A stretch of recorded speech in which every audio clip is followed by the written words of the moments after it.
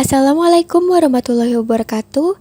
Shalom, Om Swastiastu, Namo Buddhaya, dan salam kebajikan. Saya, Naika Sasabila, akan memandu Anda pada konfigurasi kali ini. Seperti yang sudah tertera dalam judul, bahwa konfigurasi kita adalah review lab 1.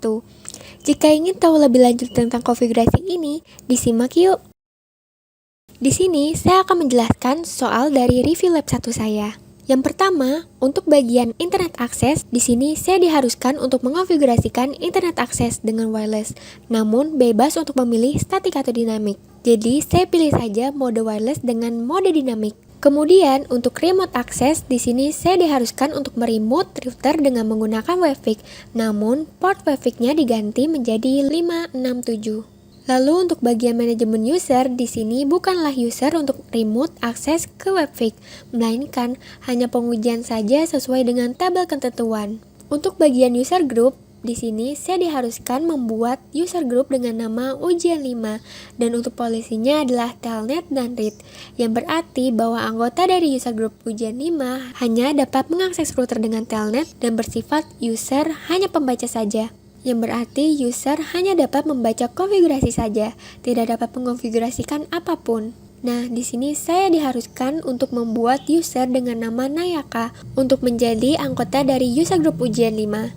Namun di sini ditambahkan ketentuan allowed address dengan address 192.168.14.95 yang berarti bahwa user Nayaka ini hanya dapat diakses oleh host dengan IP address 192.168.14.95. Jadi, tidak bisa diakses selain host dengan address tersebut, walaupun addressnya senetwork. Selanjutnya, upgrade router OS. Di sini saya diharuskan untuk mengupgrade router OS saya dengan versi 6.47.9. Dan yang terakhir adalah export import. Di sini saya diharuskan untuk membuat salinan konfigurasi dengan menggunakan export. Dan pastinya untuk memulihkan konfigurasi, saya menggunakan import file. Dan nanti ketika saya sudah mengekspor file, saya diperkenankan untuk menambahkan konfigurasi pada file export. Inilah topologi pada review lab saya. Di sini, port yang terhubung dengan laptop saya adalah Ether 1, dan saya sudah menyiapkan access point untuk digunakan sebagai internet akses pada wireless. Oke, without any further ado, let's start our config. Yang pertama, di sini saya akan mengonfigurasikan internet akses pada router menggunakan wireless. Hal yang akan saya lakukan terlebih dahulu adalah membuat security profile untuk wireless. Perintahnya adalah interface wireless security profile add name. Nah, namanya di sini Naya saja. Kemudian modenya Dynamic Keys. Untuk authentication type di sini saya menggunakan dua-duanya, yaitu WPA-PSK dan WPA2-PSK. Karena saya tidak menggunakan ISP, maka untuk unicast keepers-nya di sini saya menggunakan AS-CCM saja. Dan sama seperti unicast keeper, di sini group keepers-nya saya menggunakan AS-CCM saja. Kemudian masukkan kata sandi WiFi pada kedua WPA preset key. Kata sandi WiFi saya adalah Naya1234. Setelah itu, periksalah konfigurasi security profile. Apakah security profile sudah terdaftar atau belum dengan perintah interface wireless security profile print. Dapat dilihat pada nomor 1 bahwa security profile saya sudah muncul, yang berarti konfigurasi security profile sudah berhasil. Kemudian aktifkan terlebih dahulu wireless sebelum memulai konfigurasi wireless dengan perintah interface wireless enable WLAN 1. Lalu periksa wireless apakah berhasil diaktifkan atau tidak dengan perintah interface print. Nah, di sini wireless sudah muncul sebagai interface pada nomor 5. Oh ya, Ether yang terhubung dengan laptop saya adalah Ether 1 ya. Sebelum mengonfigurasikan wireless, scan terlebih dahulu jaringan yang ada di sekitar dengan perintah interface wireless scan WLAN 1. Nah, di sini saya akan menghubungkan router ke jaringan NAI. Selanjutnya, saya mengonfigurasikan wireless. Perintahnya adalah interface wireless set WLAN 1 mode station. Kemudian di sini WiFi saya menggunakan band 2 GHz. Selanjutnya, Masukkan nama Wi-Fi pada SSID. Kemudian masukkan security profile yang sebelumnya saya sudah buat, yaitu security profile Naya. Lalu periksa interface wireless apakah wireless sudah running atau belum dengan perintah interface wireless print. Dapat lihat bahwa interface wireless saya sudah erato running, yang berarti sudah terhubung dengan jaringan Wi-Fi saya yaitu NAI. Di sini saya akan mengonfigurasikan internet akses secara dynamic, yang berarti bahwa saya harus mengonfigurasikan IP DHCP client. Langsung saja di sini saya buat IP DHCP client dengan perintah IP DHCP client at interface WLAN 1 disable no. Disable no berfungsi untuk langsung mengaktifkan DHCP client yang dibuat. Setelah itu kita periksa IP DHCP client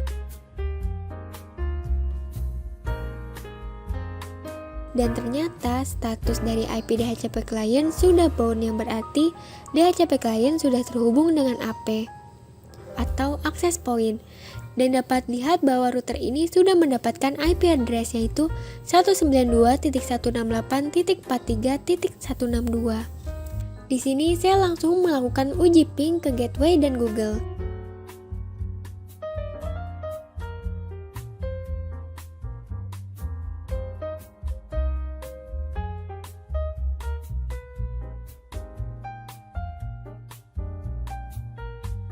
Dan dapat lihat bahwa pengujian ping sudah berhasil, yang berarti bahwa router saya sudah terhubung dengan access point dan sudah terkoneksi dengan internet. Selanjutnya saya akan mengubah port Wi-Fi sesuai dengan tabel review.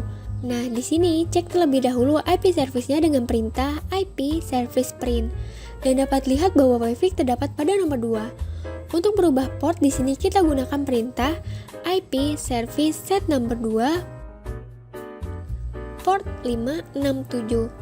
Setelah itu kita periksa apakah sudah terubah atau belum. Nah, dapat lihat bahwa port Wi-Fi sudah berubah menjadi 567. Nah, di sini untuk menonaktifkan layanan lain gunakan perintah IP service disable number 3,5,7. Nah, di sini saya akan menonaktifkan semua layanan kecuali Telnet, FTP, Wi-Fi, dan Winbox.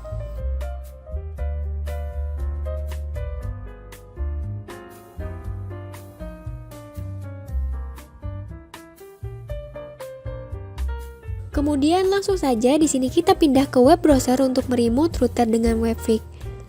Masukkan IP router.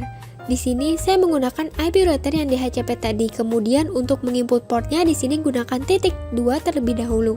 Kemudian baru masukkan portnya.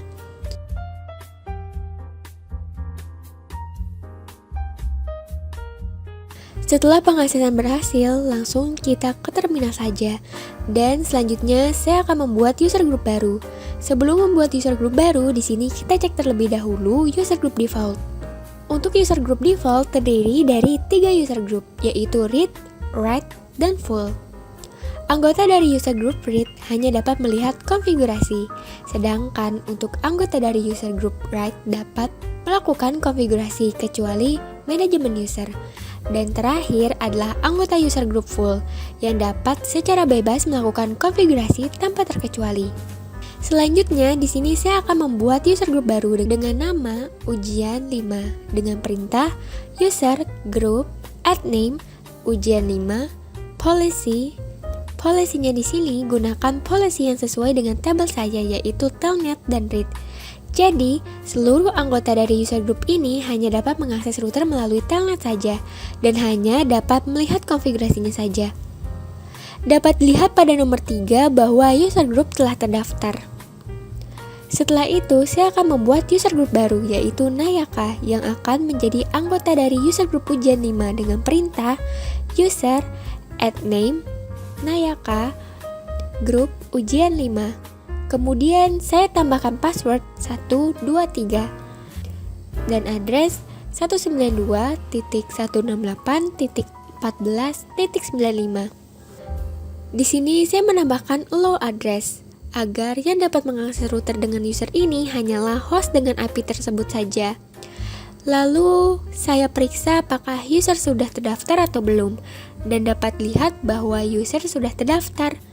Mengapa di sini addressnya menggunakan /32? Karena /32 hanya memiliki satu host, yang berarti bahwa host lainnya tidak dapat menggunakan user ini, walaupun host tersebut satu network. Sebelum mengakses router, di sini saya akan menambahkan IP address yang senetwork dengan IP load address yang sama dengan IP laptop saya.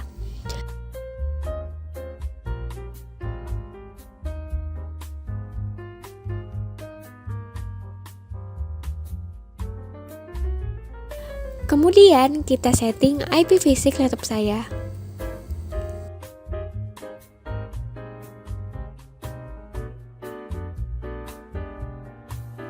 Lalu tambahkan IP address yang sudah didaftarkan dan tambahkan IP router untuk default gateway-nya.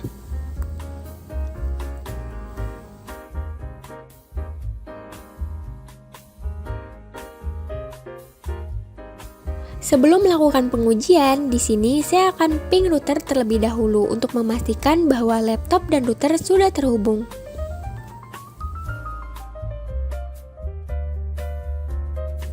Selanjutnya, saya melakukan pengaksesan melalui putih dengan memasukkan IP router yaitu 192.168.14.100. Dan jangan lupa connection type-nya adalah telnet dan portnya masih default yaitu 23.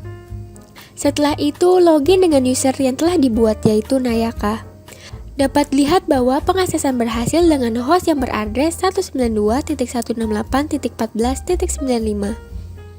Setelah itu, di sini kita akan membuktikan bahwa anggota dari user grup ujian 5 bersifat read dengan menambahkan konfigurasi IP address.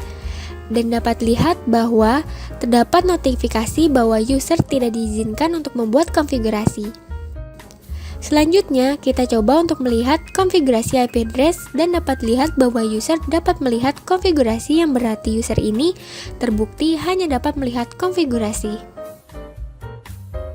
Lalu saya akan coba apakah pengaksesan dapat dilakukan oleh host dengan IP address yang tidak didaftarkan. Di sini saya akan mengganti IP host saya menjadi 192.168.14.99. Lalu kita lakukan pengujian kembali dengan menggunakan user yang sama yaitu Nayaka.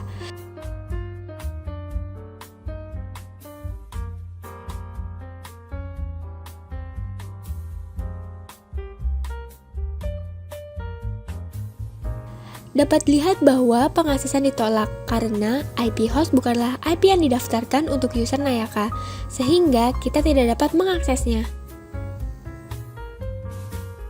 Selanjutnya di sini saya akan mengupgrade router OS.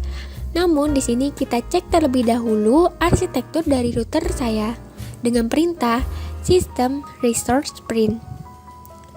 Arsitektur dari router saya adalah SMIPS dan versi yang saya gunakan adalah 6.45.5 pada channel stable. Pada table review, saya diharuskan untuk mengupgrade router OS versi 6.47.9. Yang berarti saya harus mendownload terlebih dahulu router OS di website mikrotik.com.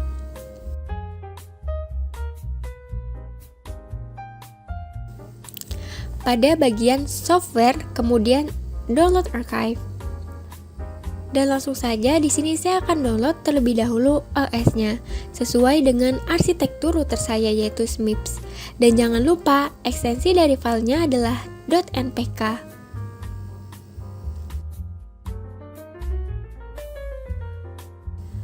Setelah proses download selesai, di sini saya akan mengopikan file router OS menggunakan FTP.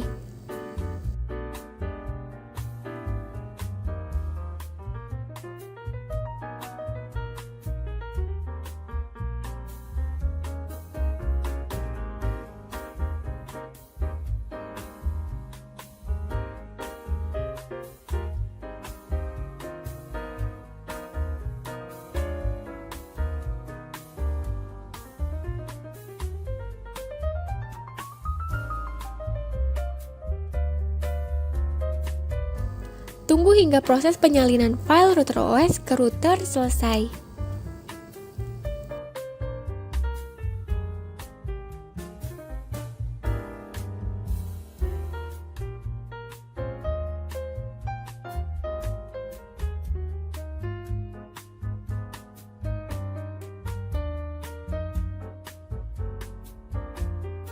Setelah proses pemindahan file selesai, saya kembali ke Webfix untuk memulai proses upgrade dengan mereboot sistem pada router saya dengan perintah system reboot.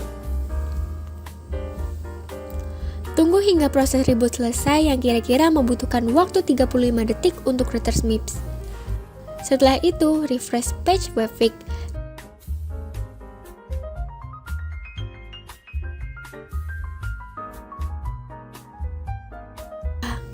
Dan setelah berhasil login kembali, langsung saja periksa apakah versi dari router OS sudah terupgrade dari versi 6.47.9 dengan perintah System Research. Dan dapat lihat bahwa di sini router OS saya sudah berubah menjadi versi yang sesuai dengan versi yang ditentukannya, yaitu 6.47.9. Selanjutnya di sini saya akan mengekspor konfigurasi routernya dengan perintah export file Nayaka Export. Untuk melakukan ekspor file membutuhkan waktu agak sedikit lama karena seluruh CPU sedang bekerja untuk mengekspor konfigurasi.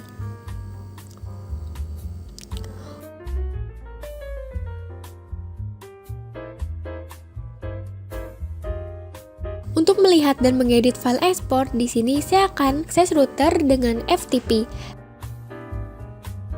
Dan saya kopikan filenya dengan cara di-drag ke desktop. Kemudian di sini saya akan menambahkan konfigurasi identity dan juga IP address dengan menuliskan /system identity enter set name Nayaka. Dan saya akan menambahkan IP address 1.1.1.1/24 pada Ether 4.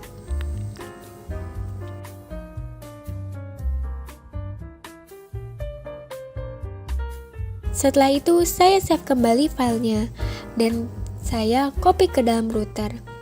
Namun sebelum kopikan filenya, hapus terlebih dahulu file originalnya. Setelah file originalnya terhapus, saya langsung saja mengkopikan file ekspor yang telah diedit tadi ke dalam router dengan cara di-drag.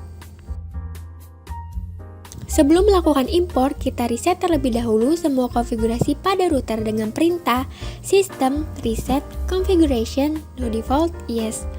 Dan tunggu hingga proses reset selesai. Kira-kira memakan waktu 45 detik untuk jenis router MIPS. Setelah proses reset selesai, di sini saya akan akses menggunakan Winbox melalui MAC address karena semua IP pada router telah terreset.